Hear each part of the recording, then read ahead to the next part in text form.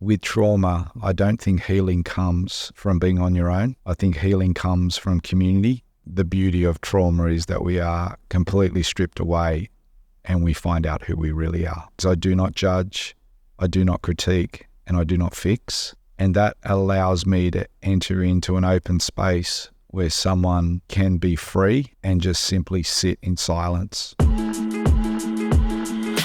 Hey there, and welcome to the Upside Down People podcast. This is a podcast where we have gospel-centered conversations with Jesus-loving people. I'm your host, Caleb, and I'm so glad you've joined us today. Whether you're a first-time friend or a regular friend of the show, thanks for tuning in to this episode. Today's conversation, we sit down and have a chat with Mark Hayes on the topic of trauma. Mark has spent 8 years in remote Western Australia where he worked for an international mining company, creating strategies to help support the well-being of employees. He has an intricate understanding and knowledge of the realm of trauma, as well as having his own lived experience, which he shares in this conversation. With that said, before we jump into it, if you want to show our show support, leave us a rating and review, or share it with your family and friends. With that said, let's dive into it.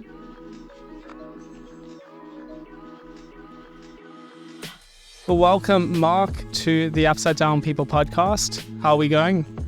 Very well, thank you. We're going to dive into a conversation around trauma because obviously you have experience and expertise and vast knowledge in that field. But before we do, I thought it would be good, just by way of introduction, maybe you can give a quick 2-minute summary of your life, what you've done, what you're doing. Yeah, let's start there. That sounds great. Thanks, Caleb. Thanks for the opportunity. So I'm married to an amazing woman who accepts me and loves me, and I'm not sure how. I've got 2 amazing children, Harry and Ava, 16 and 18. I've had a very mixed career path. I believe so. I believe it's quite a kaleidoscope. Yeah, look, I've never been able to stick at a job for longer than 5 years. I'm learning more about why that is the case now, which we won't go into today.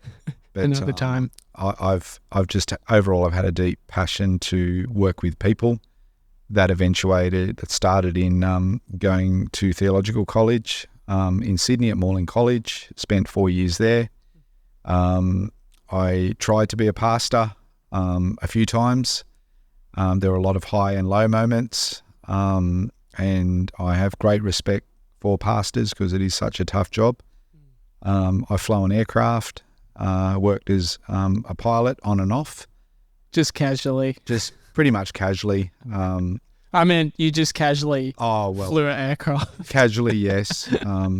Always wanted to be a airline pilot. Got very close, got in with QantasLink as a trainee pilot, got to the first job. Unbelievable. And through a number of circumstances, pulled the pin on that job and went to the Pilbara, worked in mining with one of the majors, some of the best years of our married life. Also worked in finance, got a job as a bank manager of all things. I think I was probably one of the worst bank managers you could probably ever have.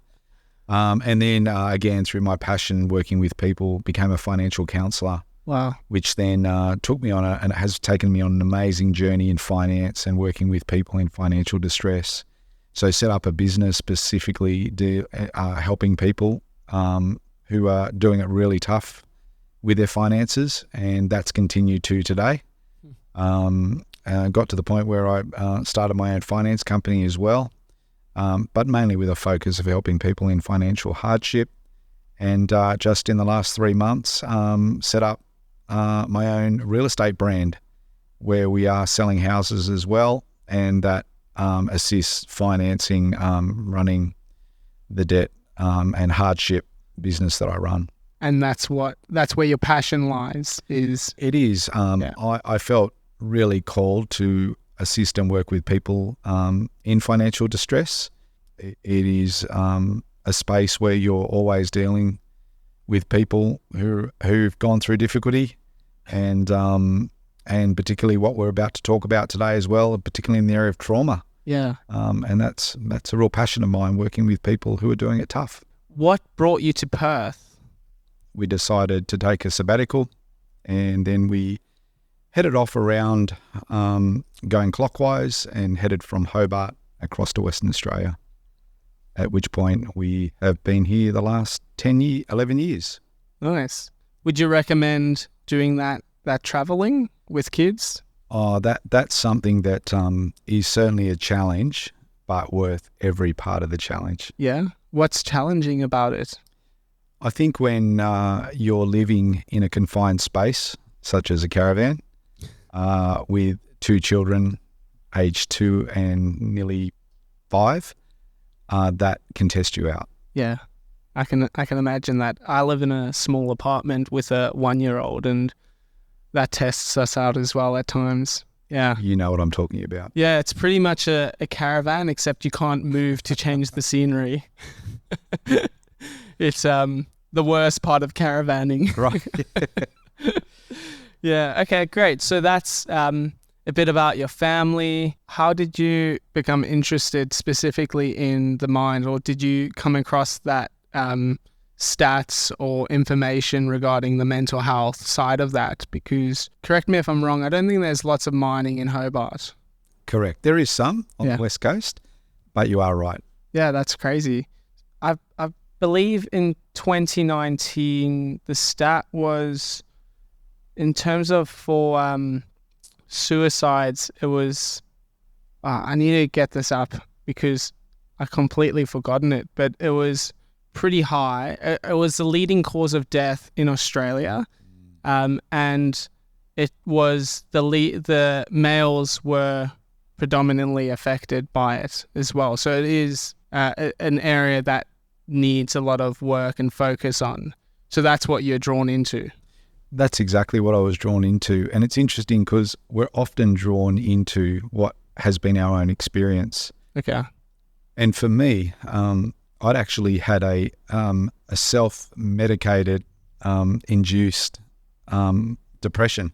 Right. What does that mean? So what had actually happened was I actually was taking tablets, medication for going on a mission trip to India.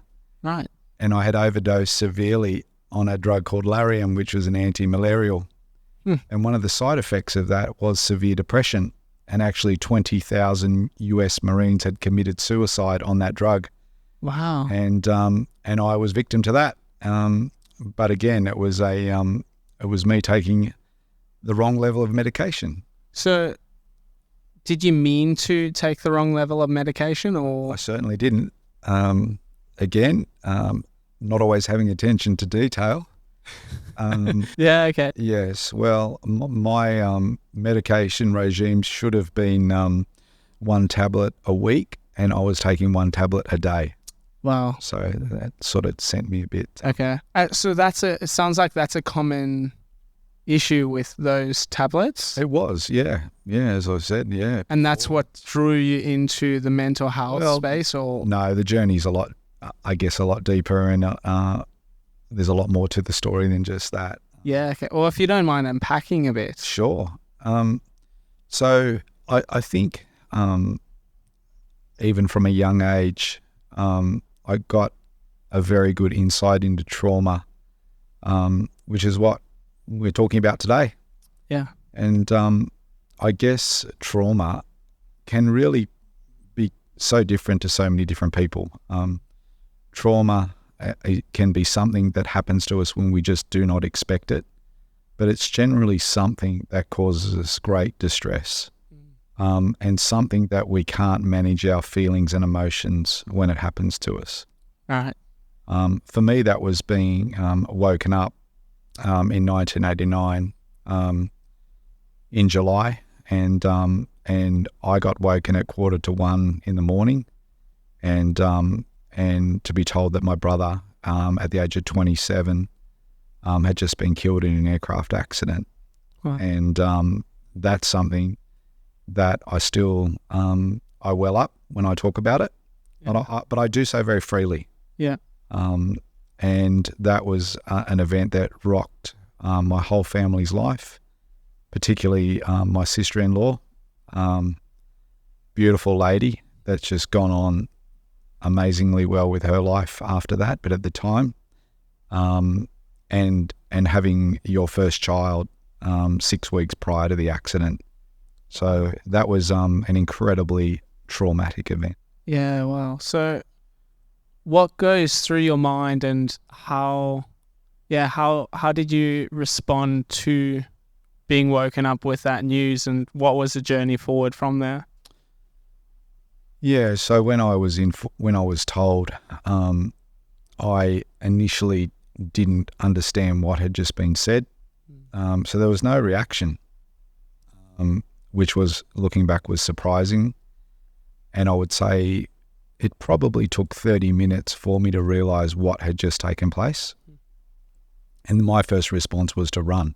Yeah. And I ran straight out of the house at about 1 a.m. in the morning, to which our pastor actually came after me and said, Mark, you can't run. Your parents, everyone needs you, not to create another situation. You need to be here, and you just need to be.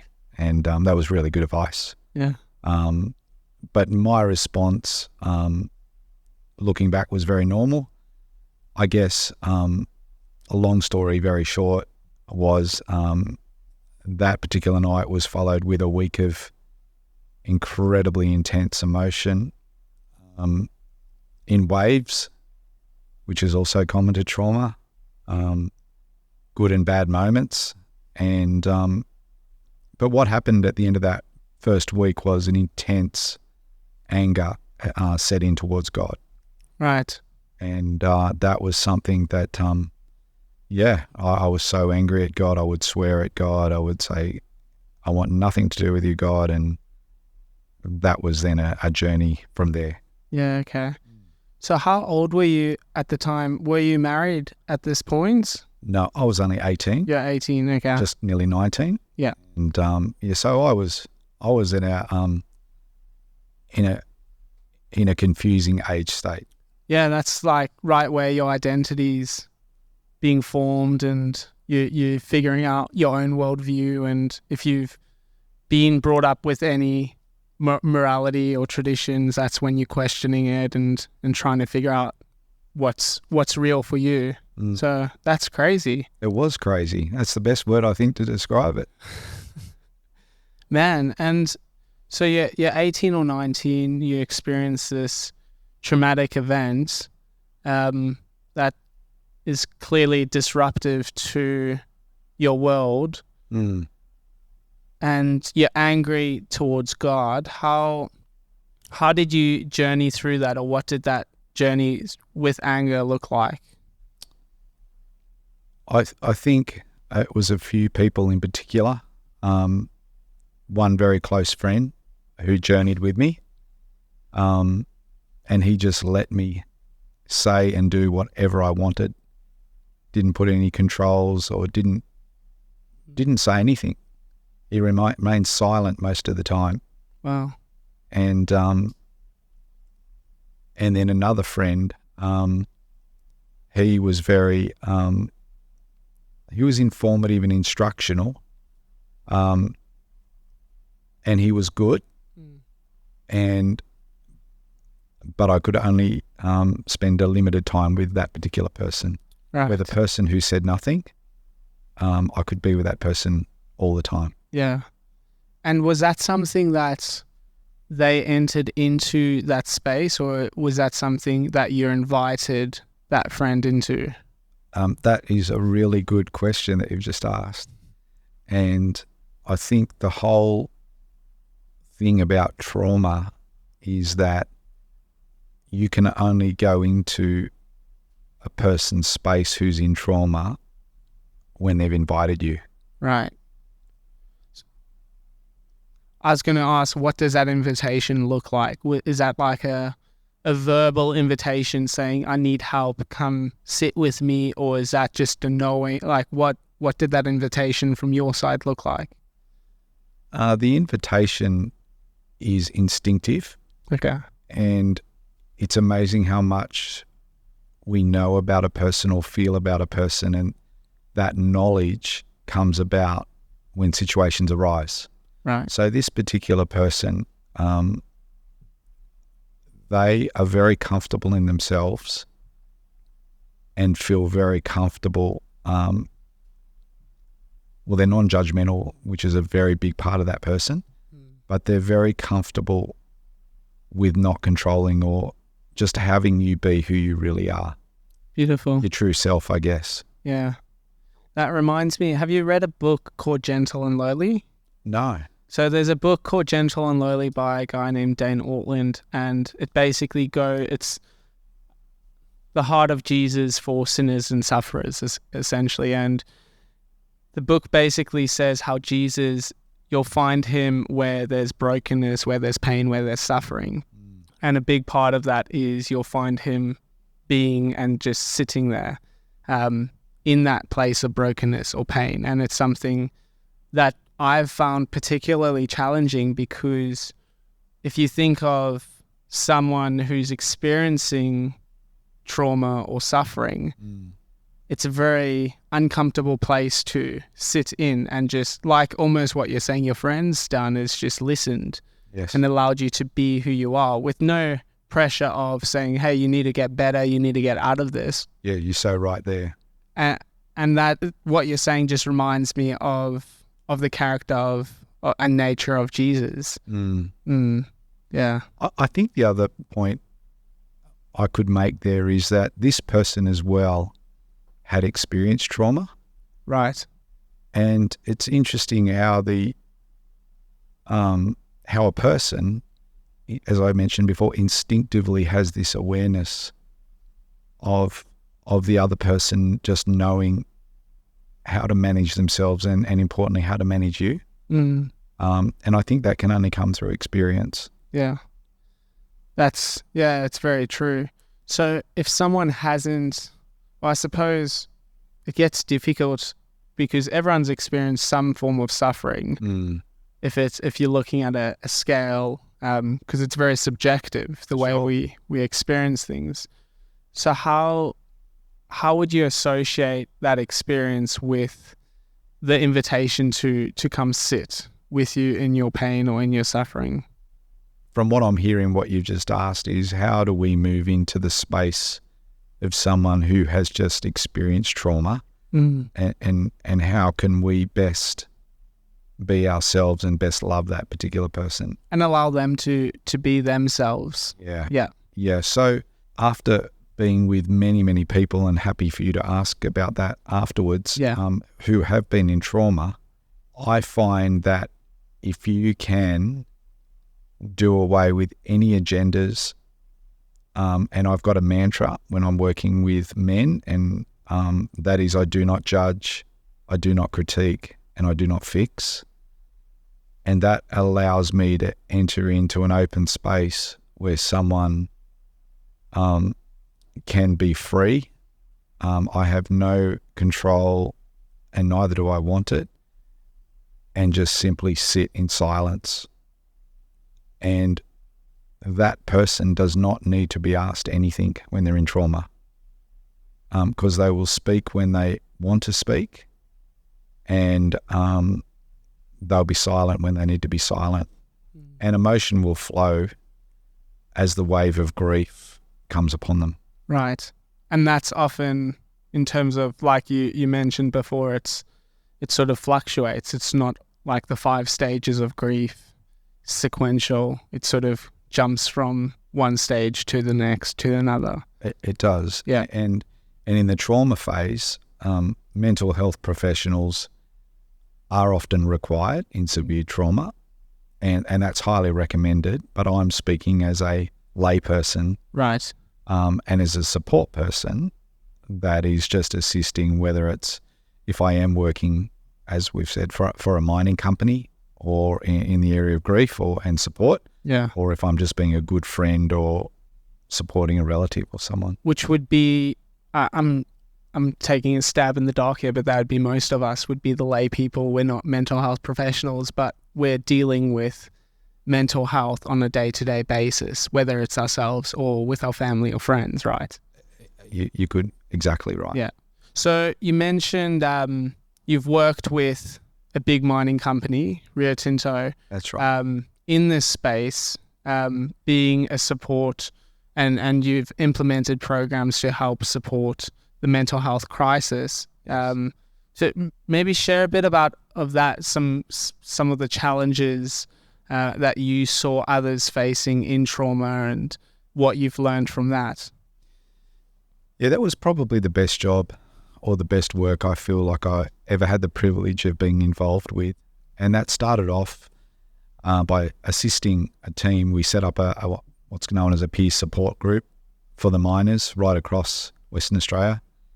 And that was looking after about 24,000 people, both direct employees and contractors. Wow. And that was about, we had a clinical psychologist team that went in and did formal training. Not that they would become pseudo-psychologists, but they would get some really good skills on helping people. And then we would also have an immediate responders team.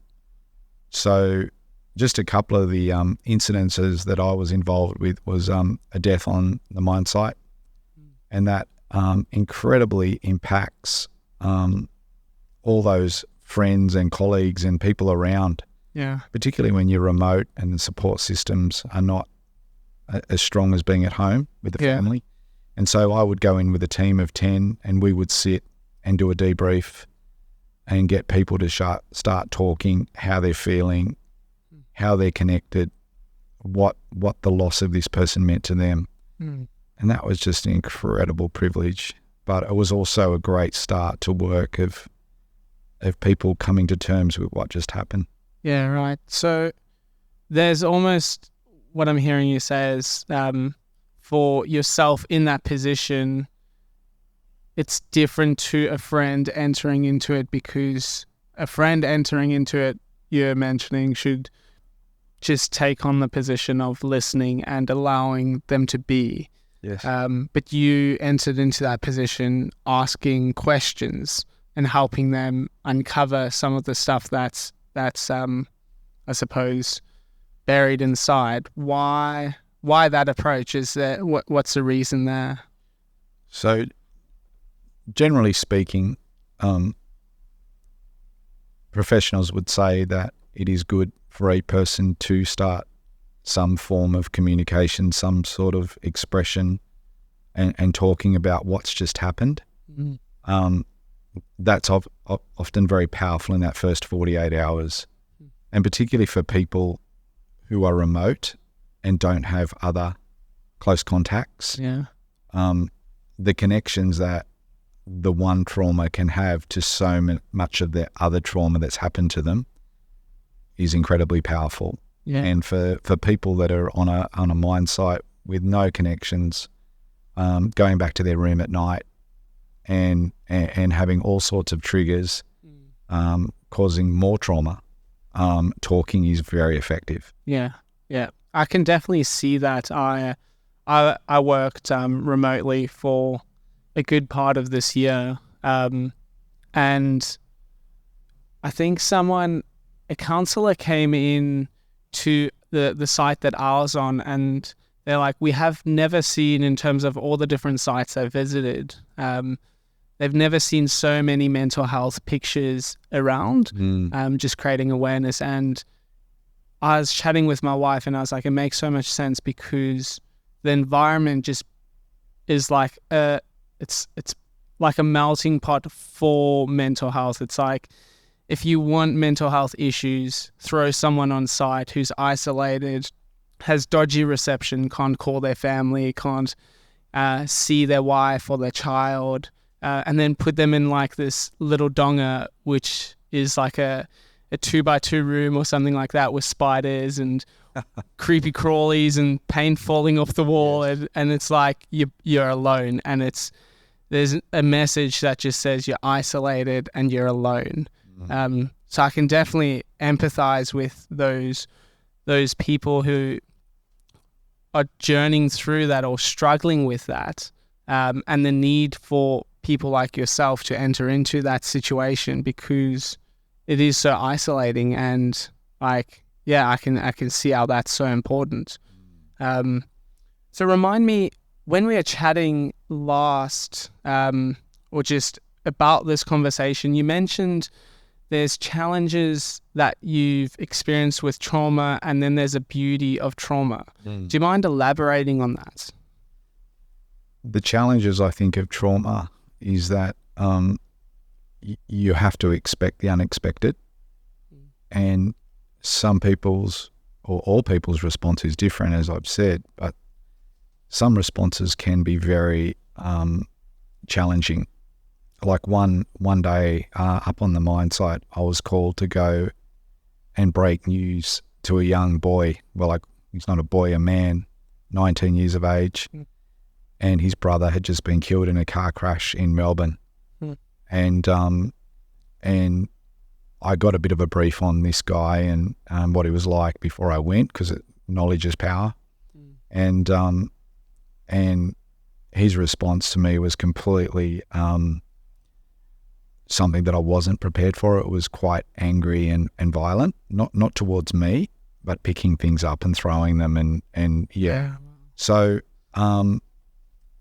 he expanded quite a lot of energy, and then he broke and went into extraordinary grief, and I could relate to that. I was controlling my own stuff. Yeah.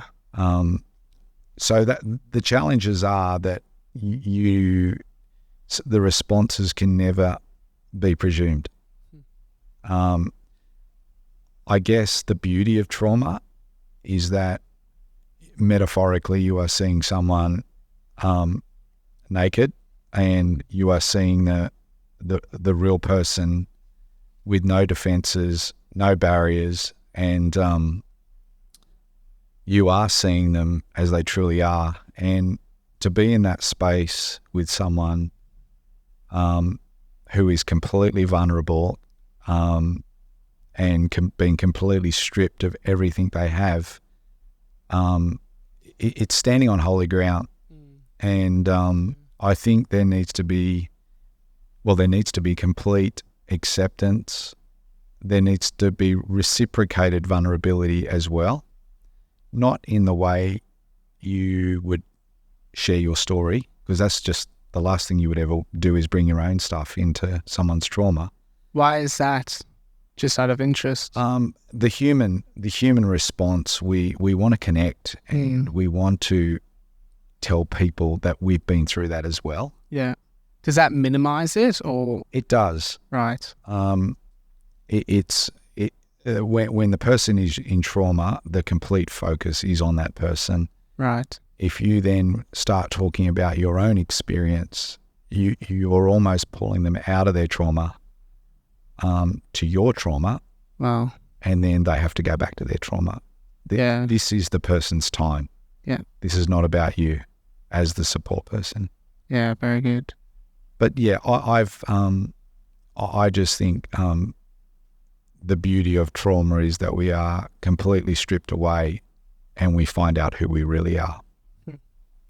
That's pretty powerful. And to be vulnerable, like you mentioned the word naked, just to be stripped away of everything. I think the person in the room witnessing that needs to be a safe and trusted person, right? Very safe. Yeah. Man, that's intense. So this isn't, I wouldn't say this is a topic that is talked about. I don't want to make generalizations here, but I don't think it's talked around in male circles very often. But I think it's something that needs to be normalized in the sense of that people go through suffering and they go through pain, and to be able to have a safe place where you can talk about it, I think is important. So why do you think there's a stigmatism around this topic of trauma, or around particularly your experiences with, you've mentioned with males who have lived experience with it? Why is it so stigmatized in society? It's becoming less and less so, which is great, but... For sure. I think it's been stigmatized because males, we just don't know how to deal with our emotions, and trauma takes away the control. Right. And when you lose your control as a male, I think in our culture, we've been taught that we're less of a male, Right. when I actually think it's the reverse. Do you want to explain? Yeah, I think when we are really willing to reveal who we are, we become the complete man or the complete person. Right. And I think that we've all gone through trauma, and we've been taught to harden up or to be able to control that. And I actually think to let go and to open up and to say what's really going on, that's the way through trauma. Right. And we just don't promote that environment enough. How did you come to terms with being in a place where you can talk about your own traumatic experience like we have, and how have you been able to help others in that? I had the privilege of being part of a really good men's group in Tasmania, and in an organisation called Directions Tas. And I was mentored and was part of some men who have done a lot of work and continue to do a lot of work in this space of finding out who we really are, to becoming our true selves, and learn to communicate and use language around what a true man is and how a true man should communicate. And for me, that's just been an ongoing journey that I've also done a lot of work around and been very committed to. Yeah. What would you say a true man is like? I think that a true man is vulnerable, and I think that's what the opposite sex wants, is vulnerability. And I think a true man learns to be very comfortable in themselves and express themselves even with their own emotions. And I still am working on that. Yeah. So how do you, like, for those who are listening, how do you work on that? How do you become more vulnerable? What's been something that you've held on to that's helped you with that?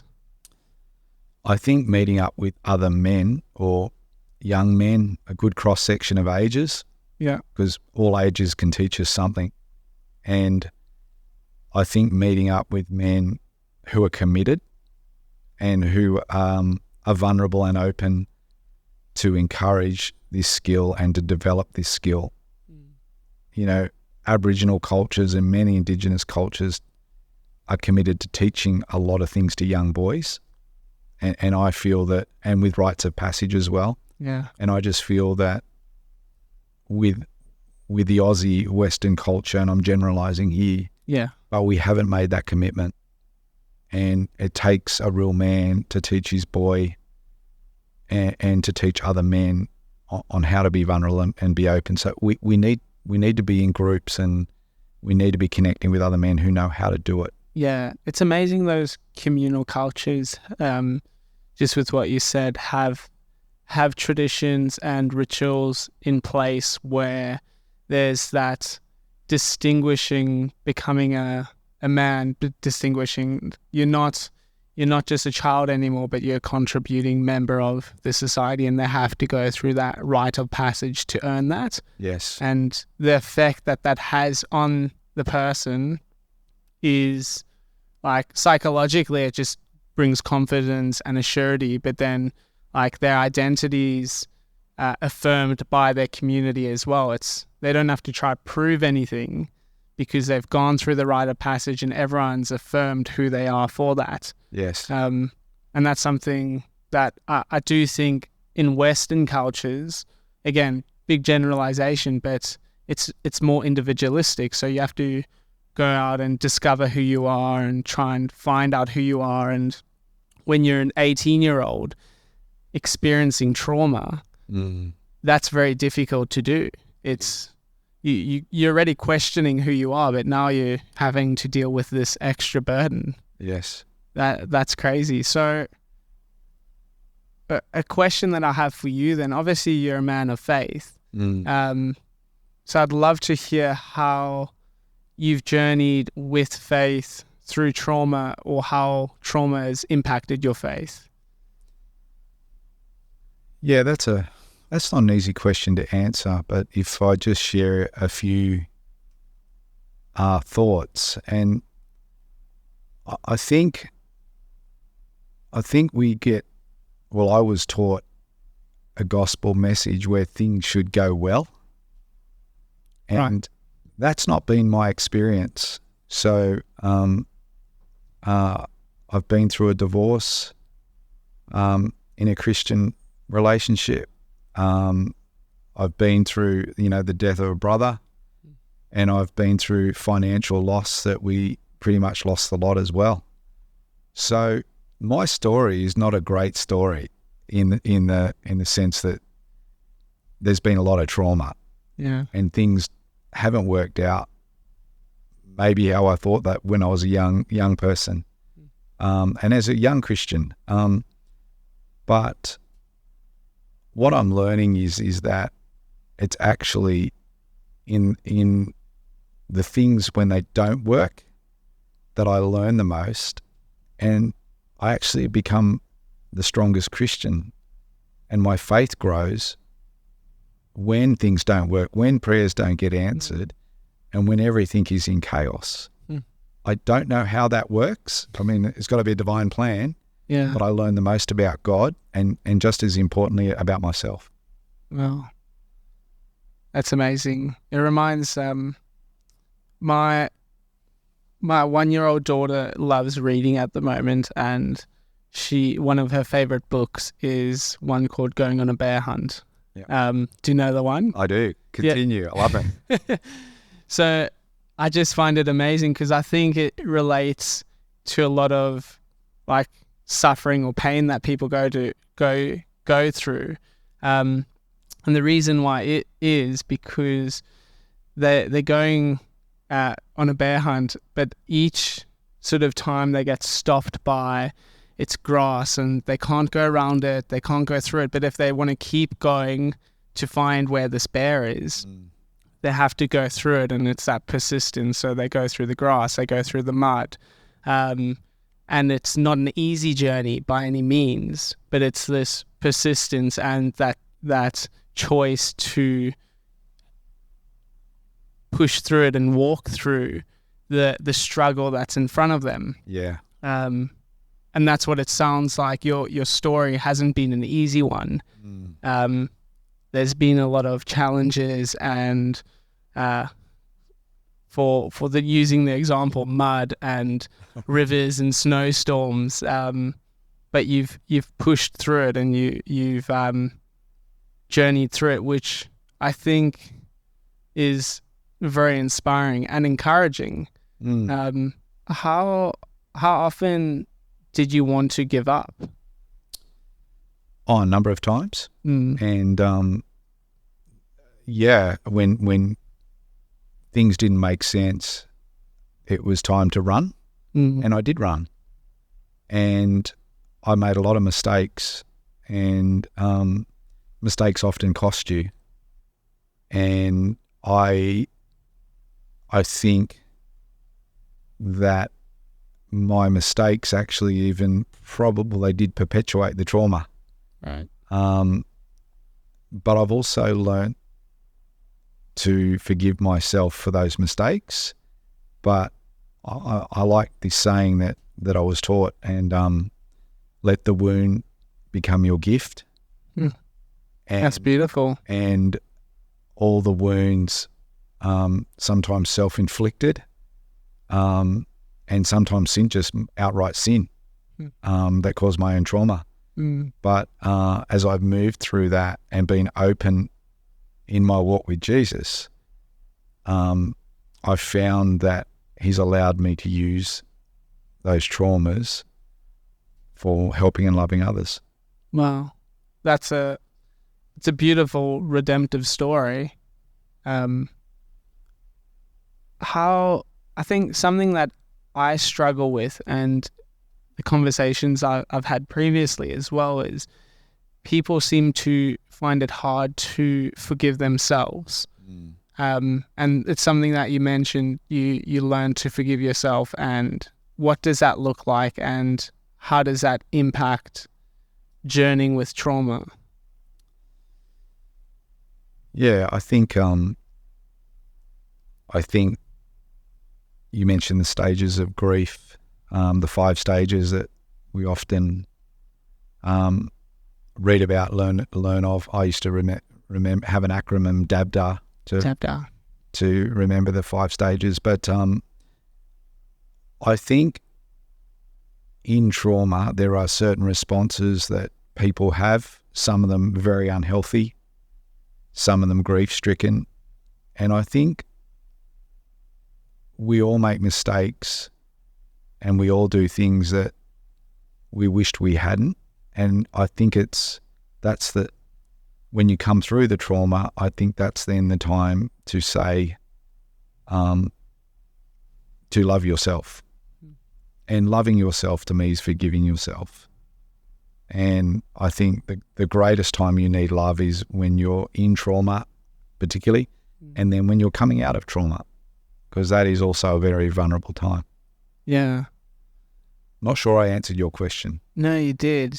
I was just thinking how hard it is to do that, or to put in action without having a experience of the love of the Father, of the love of God.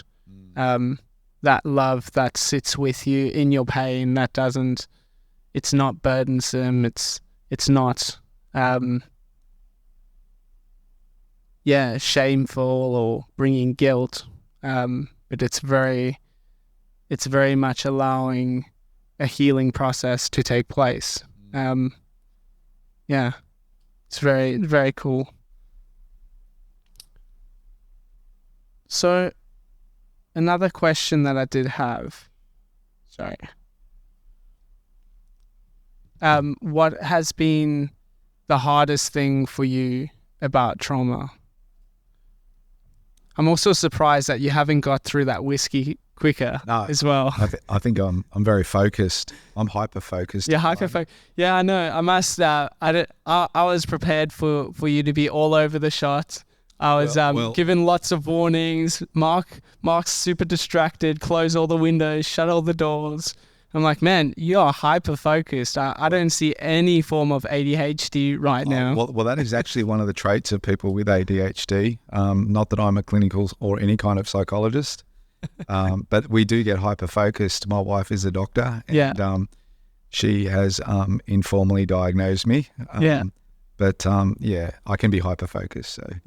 So it's hyper-focused on particular things that you're interested in. Correct. Or passionate about, right? So my 3 passions would be people. I'll go back: God, people, and business. Right. So I can outside those 3 topics, I'll fall asleep by 9 o'clock. Fantastic. Well, we'll have to have another conversation about God and business sometime as well. That would be awesome. Yeah. I've forgotten your question now. So. There it is. What's been the hardest thing that you've found with trauma? And doesn't have to just be your experience, can be in terms of your lived experience. It can be from the places you've worked as well. Do you know the hardest thing about trauma is being alone and feeling a sense of abandonment. And I'll never forget, after the death of my brother, it was about 6 weeks after the event that I mustered up the courage to go back to the church that I was attending and I was nervous as hell walking in. It was in a church in Sydney, and made my way in, and I knew a lot of people were looking at me, and I was feeling completely vulnerable and completely on edge. I went and sat down, and no one came and sat next to me. Wow. And we made it through the first song. The second song, the tears started to flow, and by the end of the second song, I ran straight out of the church. A guy saw me running out and came after me, and he said, "Mark, I've heard about your brother." And I said, I just said thank you, and he said, "What's going on for you right now?" He said, "You don't look so good." And I just said, not one person's come up to me and acknowledged, or even come up to me to put their arm around me. And he said to me, "You do understand why, don't you?" And I said, "I think so." But I said, "I'd like you to tell me why." And he said, "Because no one knows what to say." And I said, "I get that, but I wish someone had the courage to come up." So I think, in answer to your question, the hardest thing about trauma is being abandoned or feeling alone. And if I could encourage any of your listeners, that if someone they know, someone they love, maybe not even someone they know very well, but if they're available and they're invited into the space, don't hesitate for a minute. Just don't have an agenda. You don't need to say anything. And that's the beauty of trauma, is there is no qualifications and there is nothing, no information needed, but just to sit. Yeah. And then you are more than qualified. Wow. Reminds me of partly of the story of Job, where his friends, for the first part, they did a really good job. They came and they sat with him.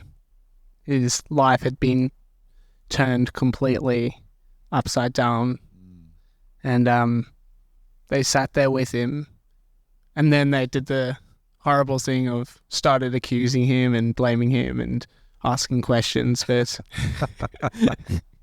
isn't that so true of us as well? Like we were talking about earlier, is we as humans want to, I suppose, ourselves feel validated, so we enter into someone else's trauma and then start asking unhelpful things instead of just entering in and staying and not trying to add to the noise I'm sure that they already are feeling. It's an interesting, I was just reflecting again on that whole thought of the invitation into someone's trauma, on what you're saying. So you went into church, and that's almost an invitation from your side going into a public space. Correct. So you didn't have to say anything, but you're being vulnerable by going into that space, and all that needed to be done, from what I hear, is just an arm around you or how you're going. Yes. It's so difficult. I think I've heard that before, is when someone's experiencing something that they haven't experienced themselves, you don't know what to say. Yes. What would your encouragement be to them? Firstly, I want to say that on that, I really get it, and I empathize with people who don't understand, because I've been in a place of not understanding either, and all you want to do is to love that person, but you just don't know how to, and your own fears get the better of you, and your own emotions that you just don't know how it's going to be.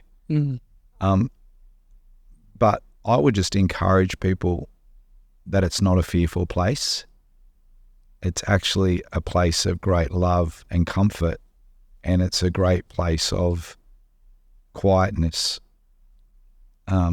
It's probably the opposite of what you think it would be. So my encouragement is that if you've never been through a trauma before, even if you make yourself available to that person and let them know you're thinking of them or you care about them, you may not be the right person to support them right there and then, but you've let them know I'm here for you if you need me. Yeah. And that's very special. So overcome your own fear because it's okay. That's awesome. Yeah. How I was just thinking of those things that you said, love, entering into that space is like it's a beautiful place of love, comfort and quietness. And then thinking of like the enemy who will try and lie to us and put fear to try and respond out of fear, or the other thing is to divide or isolate. So it's very curious how when someone's going through trauma, it's like it's almost they're in a vulnerable spot for Satan or the enemy to just have a field day. Yes. Which is really concerning. I'd say so. Yeah, that's an amazing encouragement for us to get over our fears, and act as a community, and just surround a person who's going through trauma, but allowing space as well. And it's that beautiful open-handed response of God, right? He doesn't force his way onto us. He just allows us to be, and we can swear at him, we can curse him. We see that in the Psalms, how the psalmist goes through a bunch of emotions, but God's fine with that. And I think if we are trusting in him ourselves and assured of our own identity in him, we can be that to others as well, or at least enter into that space. I like what you just said then about the Psalms, because I see the book of Psalms as a book of trauma. Yeah. And, David's and the other authors appeal to God in their own despair, and then the responses they receive through the Spirit. Yeah. It's beautiful. Would you recommend that book for people going through suffering or pain? Oh, without question. Yeah. Yeah. I think Job's a bit hard to read when they're in the middle of it. Too real. I think Job's like a post-mortem. Yeah. I think do that when you're in a better place and you're in an open place. Yeah. The Psalms is beautiful. I was chatting with a lady, Dr. Catherine Thompson, who she specializes in mental health. And she is saying the same thing. The Psalms is a wonderful place just to go to because of that. It's a beautiful, the Bible is a beautiful book that we can, David's laid bare in the Psalms. Yeah.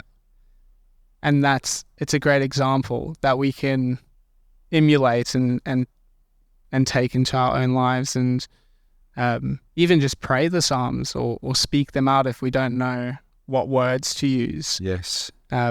Just find one of those ones where David's just saying his whole world's falling apart.